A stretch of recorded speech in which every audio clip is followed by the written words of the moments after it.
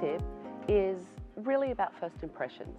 And under that first impression, branding also falls into it for me. So it's branding your business or branding yourself, figuring out who you are, who you want to be, the clients that you want to attract into your business, how you're going to do that.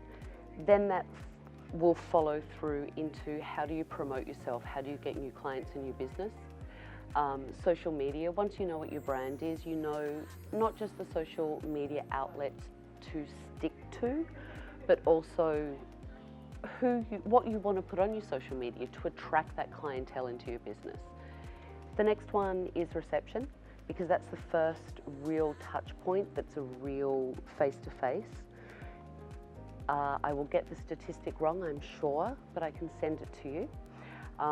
It's fascinating that when women come in for a first-time visit, it was something like 68% or something, their anxiety level is so high the second they walk in the salon. And it's for a lot of reasons. Sometimes they're anxious because they're excited and they're coming in and they're changing their hair, so they're really, anxious to get this done. They're going somewhere and they want to look great, so they want a great end result. And sometimes the anxiety is because it's a new salon they're walking into. So that reception touch point is a really, really big deal. The next one goes into consultation, diagnosis, and really being an expert.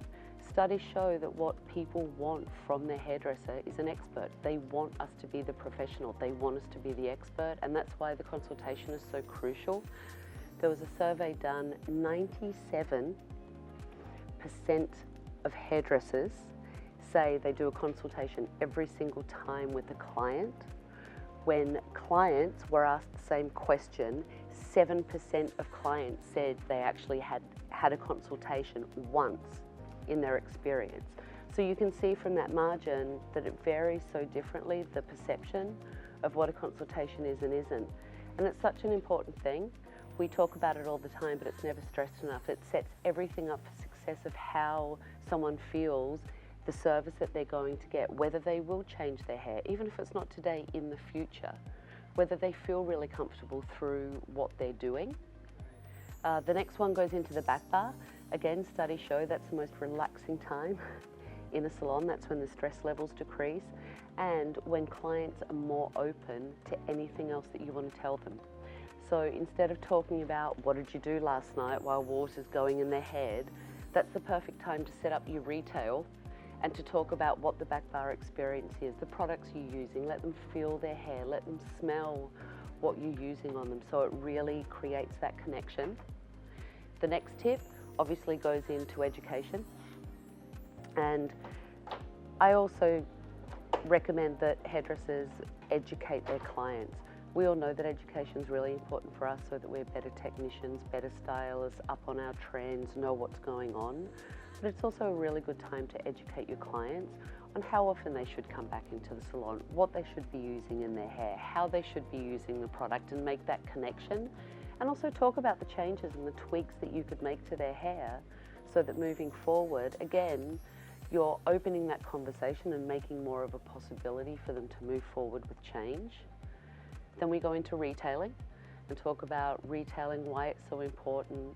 Again, the statistics that every day women are using at least 4 products on their hair, and they only buy one of those 4 products from their hairdresser. So if they're buying the other 3 from another source, why aren't they buying it from us? And if they're buying it from another hairdresser, why isn't it the hairdresser they're going to? Is something there that there's a disconnect, that we're not hitting the other marks, which typically is from the consultation, from the back bar and all those other things, to make sure they're taking home what they need to.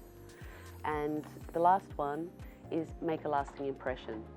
There's also over 50% of women feel rushed when they check out of a salon, and over 60% feel like they're unsatisfied with their visit when they get to that checkout. And typically it's because they do feel rushed. They've had their hair done, it's time to kick them out and get them out and move on.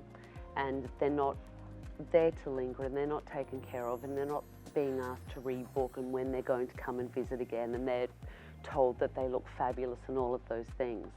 So the lasting impression, which closes the circle of those 7 tips, is just as important as the first impression.